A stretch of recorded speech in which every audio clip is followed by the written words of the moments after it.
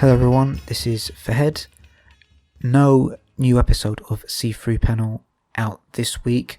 Instead, I'm going to be uploading an episode of my other podcast, Inconstant. And in this episode, I'm going to be asking Dave Chawner some really weird questions. I hope you enjoy it. And here we go. This is Inconstant.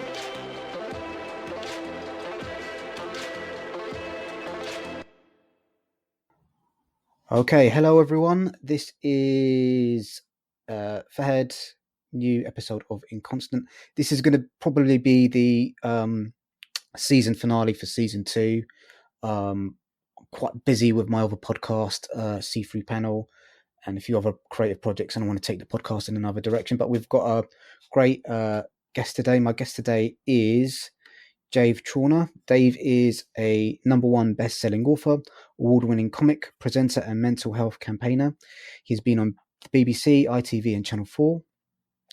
He's presented a series of BBC's Tomorrow's World and has written for The Guardian, The Telegraph, The Metro, The Cosmopolitan, GQ, and more. He uses humour in order to make mental health more accessible and open a dialogue with hard-to-reach groups. And I'll hand out Dave's social media stuff at the end. How you doing, Dave? Good morning, mate. Yeah, not too bad. Feeling like I'm ticking along, as best as we all can at the moment. But yeah, it's sort of, I think sometimes it feels like wading through treacle, Yes, I do. I do know what you mean by that. I think things are slowly starting to open back up again. Yeah, so I think a little bit of that mental fog, I think, is kind of lifting a bit. Anyway, so I'm going to be asking you a series of weird questions. If there's any question or any topic that you're not comfortable talking about, would you like to please give me a safety word, and we'll move on to a different topic? Well, firstly, I think that's a great question. I'm going to go for one of my favourite words, which would be magnanimous, because I just think it's a fun word to say. Okay, so I'm just writing that down. Okay, so if you're ready to go, we'll start off with the questions. So I'll start off with this classic, which I think I've asked on every version of this, on every episode of this version of the podcast so far. I was once asked to leave a poker game because the smell of my farts were so foul that the other players found it distracting. Can you tell me about a time that you've been asked to leave somewhere? Yeah, I got asked to leave a poker game once because I said to one of the guys playing, like, his farts were too smelly. So you know what? I don't know if I've ever been asked to leave anywhere. I know, like, one of my mates always used to. It was really funny when we ever used to go to this terrible club at university. He was the one that always got kicked out. Yeah, he was the nicest, meekest, shyest person in the world. The last person that you would ever expect to get kicked out of anywhere. I know one of my mates is in the sort of Marines, and there were like these sort of, I didn't realize, but there were these like swanky kind of services, pubs and clubs and stuff. And you go there and they're all kind of like, it's basically like something out of a 19th century novel. And I remember I once went there and I got told off because apparently there was a colonel major or someone that walked in, and he looked like a penguin with all his regalia on. Everyone stood up and was like saluting and stuff, and I thought it was part of a drinking game, so I didn't stand up, and I was like, oh, I'll drink 2 fingers, and that was very much not the vibe. So I suppose that's the nearest I've ever come. Okay. Most of my guests that I've asked that question to have pretty much given me similar sort of, I've never been kicked out of like anywhere. Just like, you're just goody two shoes. Well, we're too drunk to remember, really. I don't know what to say about that. Okay, let's move on to the next question. Another classic. I used to play a game called Slipper Wars with my brothers. We would gather up all the shoes and slippers in the house and throw them at each other. What was the most dangerous / stupid thing you did to amuse yourself as a child? Not as fun as that. We used to do, and I don't know if this is a sort of a geographic thing, but we used to do this thing that now I think about it was terrible that nobody used to enjoy. We played 2 games. One of them was Pylon, which was literally all that was you go up to someone in the playground and go like, oh, what's that over there? The thing that carries electricity. And then someone would say, oh, what, the pylon? And then everyone would just jump on them. And it would be like 7 or 8 foot of just this pile of bodies of kids just jumping on it. And you just hear like muffled like that. So there was that. And we also used to play this terrible game as well. It was called Boot, right? So basically it would be a football and goals. If you were in goal, then you had to try and get out of goal by like throwing the ball, and if it hit you before it bounced, then you were out of goal. And if you let in more than 3 goals, then you just got kicked up the backside. And it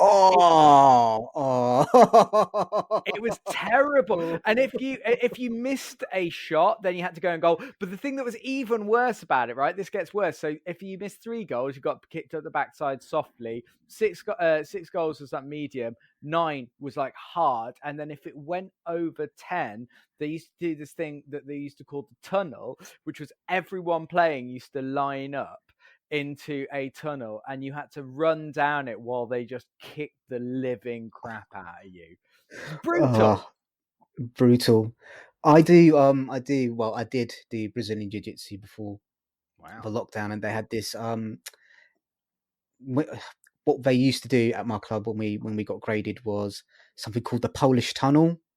And basically you have to take your gi jacket off, bare chest, bare back, and club mates will line up on either side of the mat, and they'd whip you with their belts as you walk down as like a congratulation.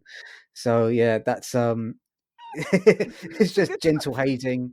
I've Yeah, always been terrible at this. This is why I never did anything like that. I've always been more of a I played netball at school rather than anything like that. I was always more of a kind yeah, of like, oh, he's off doing his performing arts thing again. But I've heard of all yeah, these initiation ceremonies for rugby and stuff, and I'm always like, no, because I know I would be the one that would get injured in some way.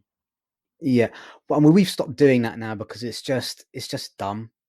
We kind of stopped doing it once we had to make the decision to kind of promote one of our female members, and it's just kind of like, I really don't feel comfortable whipping a woman on the back with a belt. It's just like yeah, That's a different it's kind of kind of like club we're that supposed you're to trying to be yeah, exactly.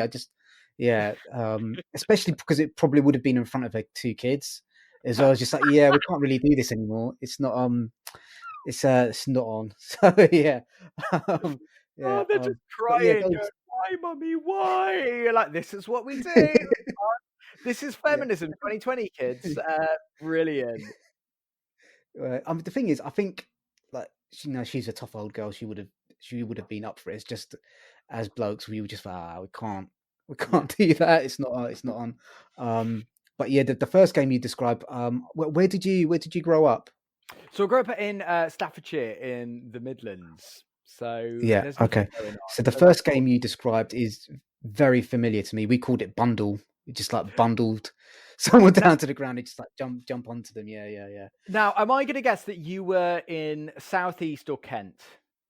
Yeah, London, There you Londoner, go. born and Yeah, bred. So yeah, yeah, that is a yeah, yeah. very. So one of my mates grew up in Crayford, and they were called Bundle there as well. I think in Sheffield it was called. Oh God, I can't remember what it was called, but they have different names for it all around the country. It's so bizarre. Yeah, it's so yeah. I mean, I think that'd be sort of like an interesting sort of like documentary on YouTube, is just to go up and down the country and find out all the different names of these like childhood games that we used to play, and kind of like, why is there this regional variance? Yeah, so that's good. Let's move on to the next question. Okay, this is a good one. My friend Anna once did a sit down intervention with me. She told me that I had no chance with a girl that I had a crush on, and that I should kill my feelings for her and move on. This is because the entire situation was making our group of mutual friends very uncomfortable. Can you tell me about a time where a friend of yours told you to sort your shit out? I think that's been my perpetual sort of adult life, really, is people sort of telling me to sort my shit out and get a real job. Yeah. I'll never forget when I quit. So I quit to do comedy full time. It was about 7, maybe 8 years ago now, and I will never forget at that time I was like 23, and I'll never forget my mum turned around to me and she went, "Dave, look, think of it like this. You haven't got a mortgage. You haven't got a girlfriend. You haven't got kids. You haven't got." And I was like, "Mom, I'm just going to stop you there because I think this is meant to build me up. This is just knocking me down fantastically." So yeah, I think like I'm always, I think that would be the nearest. Is my mum was just like trying to build me up, but was just like, no, it made me feel 1,000 times worse. Yeah, I think it's mums can have a bit of a habit of doing that sometimes, unfortunately.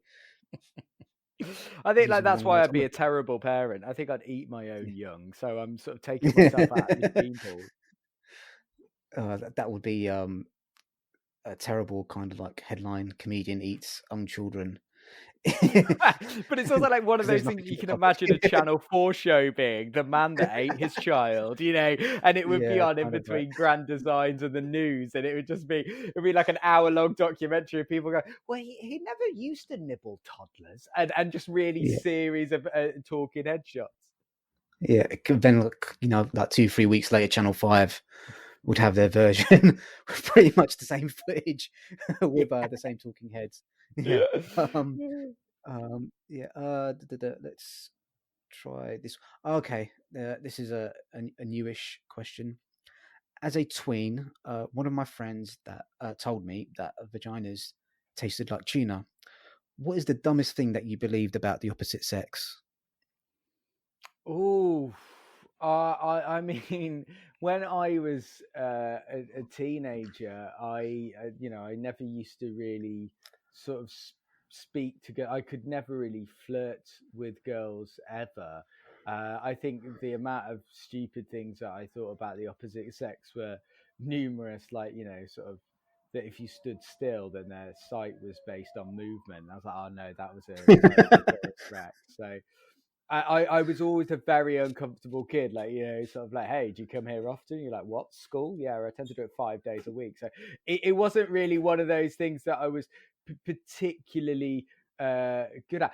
The weird thing is though, and this is probably like quite a serious answer, is like I've actually found this in my adult life, is like periods and menstruation and stuff like that. I never used to speak to girls about that. They always kind of got uncomfortable. It was never like talked about in school. But as I get older, it's just like so many different things that, like, my girlfriend now is like, yeah, well, I started my period when I was like, sort of 11. And I was like, what? That's mental. I thought it was like, 18, 19. She's like, no, Dave, we've finished puberty by then. It's just men that are late coming. So I think that's probably like quite an embarrassing one that I thought, that sort of, Yeah. women started menstruating actually when they were sort of learning to drive, but actually no, it was like when they were starting secondary school. Yeah.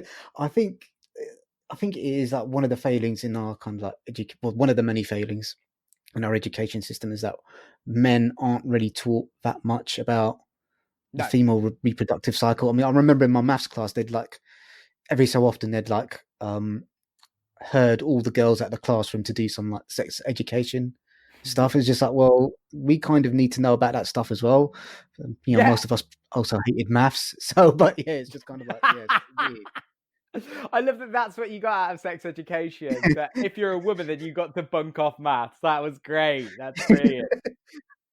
Well, yeah, I think, oh, yeah, pretty much. Actually, that's kind of it's kind of the main thing, really. But Well, yeah, it's it was also as well as a being a bloke, they just taught you how to put condoms on bananas. And I remember thinking, even as like, 13, 14-year-old, I was like, well, they have massively overestimated the size of my ding dong, because it is not that big for a kickoff, you know what I mean? And it definitely doesn't have yeah, a sticker on it that says Tesco's 4.95. So yeah, I always thought that was very odd and kind of just setting people up for failure. But when you're 13, 14, you're not going to turn around and go, hey lads, that's like at least double the size of my, you're not going to say that. You're going to, oh, yeah, that's mine's too big, that I've actually got a back problem. All of that toxic yeah, masculinity stuff is ridiculous. yeah.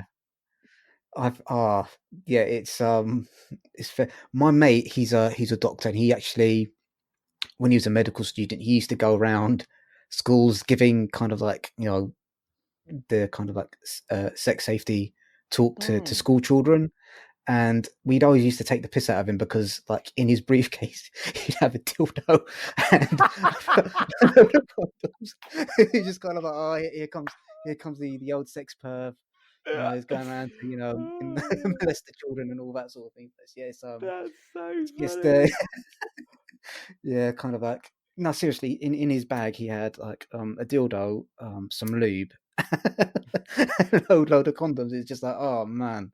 See, if that was Rather my you mate, than what me. I'd do is I would just go anywhere where it said random bag searches are in operation, and just kind of go, yeah, let's go to the British Museum. Why should we do that? I don't know. They've got a really nice cafe there. Let's meet you on Tuesday afternoon, just to see, just to have a go. I mean, that would be brilliant.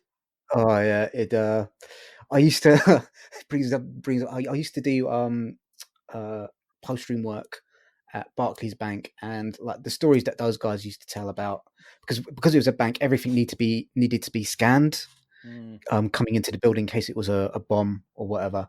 And one of the guys was telling me kind of once like a dildo got delivered to the building. So he scanned it through, and then because he's like the most junior member of the team, he had to actually deliver it to the ladies to the ladies' desk as well. And like he said, oh, I didn't know where to look. Well, I know one of my mates when she moved house, they've got like um, a box, shall we say, of marital aids. Like they were sort of Yeah. moving house, and they got this little box that I think sort of some people in relationships might have, and she didn't realize her dad surprised her to come down to help her move, and you can imagine which was the only box that got dropped and spilt all Oh. over, and she was like, I was mortal. He looked, I looked, we didn't know what to say. And then what's worse is she just kind of had to scrape this up off the pavement as people watch by going, oh, something's going on there. Such an awkward situation. Oh, that's terrible. That's really, really terrible. Really, really, really, really, really terrible. Um, I think that leads on. yeah, go Yeah, on. go on. No, I was gonna ask the next question, but you was gonna say something. Oh no, I was just gonna say, like, I remember, like, I had a sort of similar thing when I went to university. That, like, sort of my mom and dad,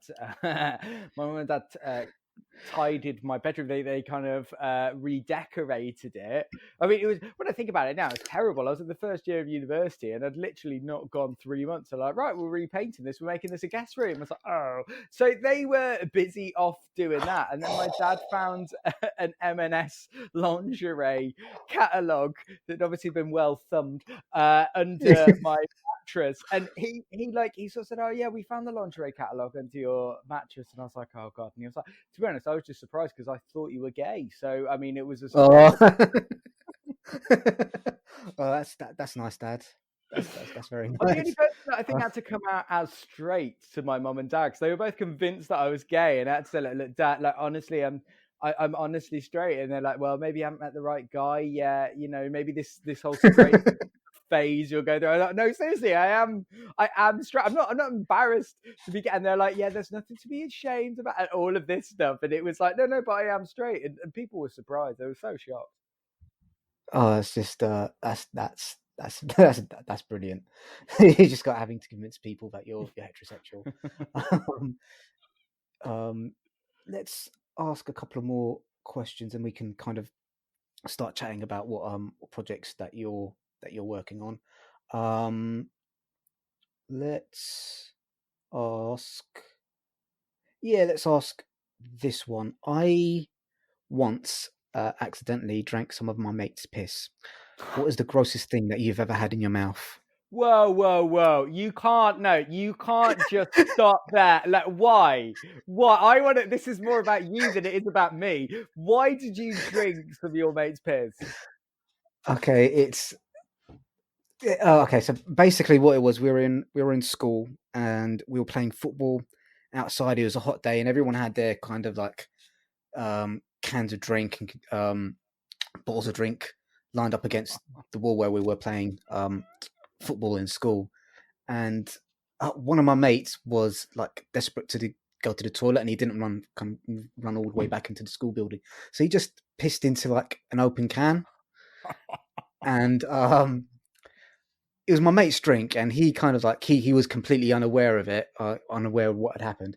Picked it up, took a sip, and like spat it out. I was just, this has gone off in the sun, like this kind of drink. I can't remember what it was. I want to say it was like Ribena or Vimto or something like that. And I was like, oh mate, if you don't want it, I'm gagging for a drink.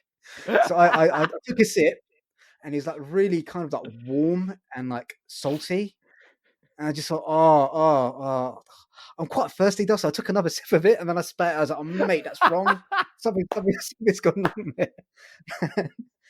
On the Then I see downside, you my drank mate. this. Go on. Yeah, I know. And then I see my mate laughing in the corner, and he's like, "Oh, sorry, dude. I pissed in that can." He's like, "Oh, flipping heck." And then he's like, "Can you tell me if I've got diabetes or not? Because I'm really worried about that." Brilliant. I think the nearest to that I've ever got is. Yeah, I mean, I can't compare to that in any way. I think the nearest that I've got is like last year when I was doing Edinburgh. In between shows, it's really, really tight. And I was doing 5 shows a day. And I was actually doing 2 shows back to back in one of the sort of bigger venues. And at weekends and stuff, you've only got 15 minutes in between shows. So I just kind of went to the little backstage area, whatnot. And one of the people like brought me a coffee, and I had a coffee, lovely stuff, drinking that. And then I always like to go and like welcome people at the door that are coming to the show. So I welcomed people to the door and whatnot. And there were still people coming out. It was all hectic. Anyway, put my coffee down on the side, welcome people. And literally, just as I heard the music go down and I knew that it was going to be, ladies and gents, please welcome to the stage, Dave Chawner. I was getting ready, getting psyched up, took a swig of my coffee, and then something bobbed against my nose. As someone had left the venue, they'd taken their chewing gum out and just plopped it in the coffee. And I was like, oh no! It was horrendous. It was just so horrible. That's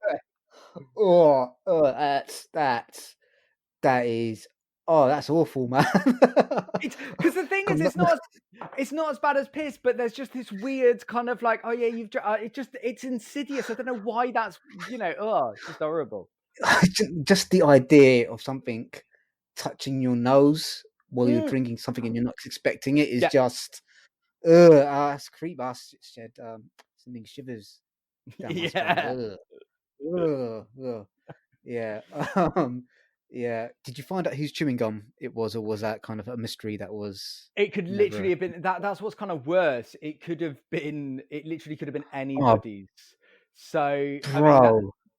I mean, and like what also kind of like worries me as well, because like obviously I just like kind of spat it out and instantly chucked it in the bin, but I was like, if one person, you think, because I thought about this far too much, if you see one person like putting their chewing gum in a cup, you think, oh, that's a bin. So what else had people chucked in there as well? Maybe it could have been other people. Maybe there could have been a fag butt in there, and you're just like, oh god, this could. I just had to stop thinking about it. So like, I've repressed that deep down. That is, oh man, that's pretty bad. That's pretty bad. Let's move on to how was kind of not doing Edinburgh this year, because I know kind of I'm a mate with a sort of like few actors and things like that, and I know a lot of the time when Edinburgh was running, they'd be complaining about the costs of like running a show up there, hotel rooms, hiring out venues and stuff like that, and most of them would be complaining that they lost money rather than made money. So I was just, what was the experience of like not doing Edinburgh this year? Well, I saw a really funny tweet that went round, and it said the day that the Fringe had been officially cancelled, and I think a lot of people knew that the writing was on the wall and it was coming. And I saw that the Edinburgh Fringe had said, we're really sorry to announce that we've cancelled this year's Fringe. And someone had quoted that tweet and went, this is the first year that comics will be making money, which I thought was a really funny take on it. For me, because I do so many shows, so I'll generally do like 3 to sort of 5 shows a day. This year was like a bit more, so I did sort of 5 a day, which means that I am very lucky and very fortunate that it actually does make me sort of quite a bit of money. But it's not necessarily about that, like creatively, without being too much of an arse about it. It's Yeah. kind of like, I think in stand-up year is very similar to the school year, because your Edinburgh is essentially your kind of end of year exams of whether you pass or fail, and it's where so many exciting things happen. And it is kind of a bit odd to not have it. But I don't know about you. I thought it would hit me a lot harder because I love Edinburgh. I've been up. This would be the sort of ninth year that I've gone up, and this would be the seventh solo show that I've done. But because everything has been so odd, in my mind, I'm still mentally thinking that it's about March, April time, because literally nothing else has happened. Oh, that's an interesting take on it. Actually, kind of, if your year kind of revolves around one Yeah. big event, then if that doesn't happen, then kind of you are kind of stuck in stasis a little bit. Yeah, that's interesting. And in terms of like the shows, do you write a new kind of a half an hour every year, or is it kind of depending on when you feel inspired in terms of kind of the shows that you take up there? Well, I'm very lucky because my sort of agent always gives me like quite a nice room, which is wonderful. I think not everyone's that lucky, and I have been just sheer luck. So every year I do a new hour-long show. Some good, some bad. I mean, last year's was shit, but I was kind of, because of that, working a lot harder this year. So it's kind of been interesting. But look, it means that hopefully next year will be even bigger and better. But I just love having a new hour to bring up each year to sort of try things and see what works and hone and improve, as well as doing. So I host the Best of the Fest shows as well, which is just a great way of seeing all of the sort of emerging talent, as well as your sort of circuit headliners and TV names trying out new material. So I think it's generally the thing that I've missed most about Edinburgh not being there this year has just been that excitement, that buzz, and that kind of community of comics. But hopefully it's not going away forever.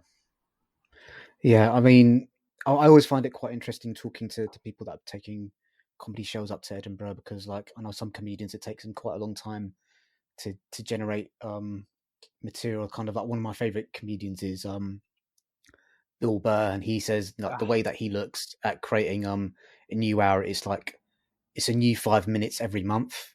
If you yeah. can't create 5 minutes of material every month to kind of like create a new show, then you know that's kind of like on you. But it's the quality of the material is what you can generate sort of like a new hour. And if it's no good, then it's no good. But yeah, It also shows you how people write as well. I mean, there was like loads of jokes going around that the Perrier, which is no longer called the Perrier Award now, it's like the Edinburgh Comedy Award. That's like the big dog that's launched people like Stephen Fry, Lee Evans, Lee Mack, Michael McIntyre. They've all kind of got nominated or sort of won it at some point. And that was sponsored by lastminute.com, and everyone was like, that is the best brand, because most comics are going up on the train like still scribbling stuff on the back of their hand going, oh, could I do that yeah, joke, does that work? And so I mean it's worked out like art imitates life, that it's now sponsored by lastminute.com, which I think is brilliant. yeah. Okay, let me ask you one last question, then we'll start chatting about the stuff that you're working on at the moment. Oh. um I once heard three Irish actors complain that far too often non-Irish actors were hired to play Irish characters. One of their bones of contention was that the Irish accents used in these roles were laughable and perpetuated negative stereotypes. Unfortunately, I could not take their argument seriously, as one of them sounded like a leprechaun on helium. Can you tell me about a time that you heard an otherwise sound point undermined by the person making it? Well, I think this is the thing that really gets me, is that like my so I grew up near the Black Country, and it's got Yeah, like a really really weird accent, and you just can't. You could be the most intelligent person in the world, you could be Stephen Hawking, you could be Popper, you could be Hempel, you could be the best scientist in the world, but I think with a Brummie accent people are going to say, oh, that's really lovely, do you want to go and work the grill? So I think that any Brummie accent always instantly puts you down. And it's odd as well, because there are certain parts of the country that I think it's like impossible to do comedy to. For example, Newcastle's and Liverpool, because Scousers and Geordies are just two of the most innately funniest people in the world, that it is more like, you know, me going to the zoo rather than them coming and watching me. I just think that they're so brilliantly funny. So yeah, I'm just fascinated by accents, because my girlfriend is Northern Irish, and so she's got this kind of really thick kind of. And we went to. She was picking up a prescription at the pharmacy a couple of weeks ago, and the woman sort of said to her behind the counter, like, "Oh, what's your date of birth?" And my girlfriend went, 31st of May, idiot. And the woman was like, sorry? And she went, 31st of May, idiot. And the woman seemed like genuinely like taken aback, and she was like, I'm sorry, madam, will you repeat that? And then he went, idiot. And she went, are you calling me an idiot? And just, oh, it was the best thing I've ever seen. I couldn't hold it back. It was so funny, because the woman was so annoyed. That's yeah. This question actually had a supplementary question, which was, "Would you like to do an Irish accent?" But you've kind of You go. you've already you've already you've already kind of done Fulfilled that. that. Yeah. So kind of, you know, Edinburgh is being cancelled this year. What projects have you been kind of working on to kind of like fill your time, and kind of Yeah, all I those mean, sort of like boring things that people ask each other I think, to be about honest, their time in lockdown? well, the odd thing is that I think that, like, actually, this COVID thing has been like, it's essentially been a gap year for adults. It's been amazing. You know, you can do so many things. And so I've been working on this year's show, which is going to be called Underdog. It's all about dogs' determination and defeat, and actually about how it's a look at one of the things that I get really sort of annoyed about is we do talk about failure, especially in the UK. But the problem is, like, failures are normally people that have lost £1,000,000, or they kind of, like, you know, got sacked from their CEO positions. They're never just, you know, someone that like had a subway card and it got dropped down a drain. So it's a kind of look at day to day failure. And then I've started doing my next year's show. But the one that I'm really excited about, and it's taking a hell of a lot of work, is all of the stuff that I generally do is use comedy in order to talk about mental health. And when I say mental health, I mean mental health rather than mental illness, because I have my own experience of mental illness. But I kind of think that, you know, 1 in 4 of us has mental illness, but 4 in 4 of us has mental health. And actually, mental health is engaging, exciting, and fun. So I've created a 6-week stand-up course to teach people how to do comedy, and that's aimed at people that have mental health difficulties, in order to kind of engage people with comedy and to show people that mental health can be and should be fun. Yes, that sounds really really fascinating. How did you go about kind of developing the content for the course? Because I'm really interested in people who teach things, and kind of how they kind of like what their method of designing the course materials is, and you know how they plan on delivering um uh, delivering the material. So was that quite a big challenge for you in terms of figuring out kind of, you know, how to structure it and what materials Yeah, would be suitable? I think it's been a huge challenge, because one of the things that you know, originally when I came up with this idea, I thought I'd be able to do it in person, but actually with things that have changed at the moment, I think it's all going to have to be done via remotely. And one of the things that really gets me with bugbears is when people are presenting using, like, say, a PowerPoint presentation, and you have just one slide that's up there for like 20 minutes, and you're kind of like nodding off at the back. So I wanted it to be like dynamic rather than dull, which means that I've kind of accidentally turned into Dave Gorman of like finding about how to animate different things. I make slides spin and stuff like that. But the way that I kind of approached that is to, yeah, make it quite visual and sort of snappy. And each week has a specific theme. So the first week will be the introduction. The second week will be about stage presence. The third week will be about your persona, and so on and so on. So once you've got those kind of themes, that helps structurally kind of pin down. And I think one of the things that I'm really keen about with this particular comedy course is using games to engage people. So instead of 60 minutes of me just lecturing at people, actually playing little games, which is really, really good fun. Because one of my mates actually teaches a clowning course, and I went on it for free, and it was all different types of games. And actually, I think that most people learn by doing rather than being told. Yes, I think, like I mentioned before, I did teach at a jiu-jitsu club. Hopefully, we'll be starting classes up again sooner rather than later. But one of the things I teach to people that I'm teaching how to teach is kind of, you need to understand kind of what you're showing. What does that mean to the person that you're showing it to? It's not Mm. about kind of like what what you want to get, what you want them to get out of the session. Is kind of like what they want to get Yeah. out of the session. And kind of like you've got, I think, I'm not too sure if this is actually theoretically still taught to teachers, but kind of you've got visual learners, people that learn by hearing, then like you mentioned, people that learn kind of like by doing as well. And it's kind of mixing and matching that balance is kind of quite challenging if you've got like a Yeah. mixture of people in there. And I think that's one of the things actually on the comedy course, because I'm actually not doing the comedy course for people to become famous stand-ups or do live at the Apollo. This is actually people that have always wanted to try stand-up as a hobby. So I'm teaching it as a hobby. But also within that, I kind of wanted to help personal and professional development. And you're absolutely right that there's one of the weeks where you look at, are you a kinesthetic learner? Are you an auditory learner? Are you a visual learner? And because I do think that, like, I didn't learn that at school. I only sort of one of my mates came up with this little Myers-Briggs test when I was at university, and I did it, and I was like, oh my god, if I'd have known all this when I was like studying for my SATs, my life would have been so much easier. Yeah, it's weird, the things that they just that's not on the curriculum. I Mm. think it's just, yeah.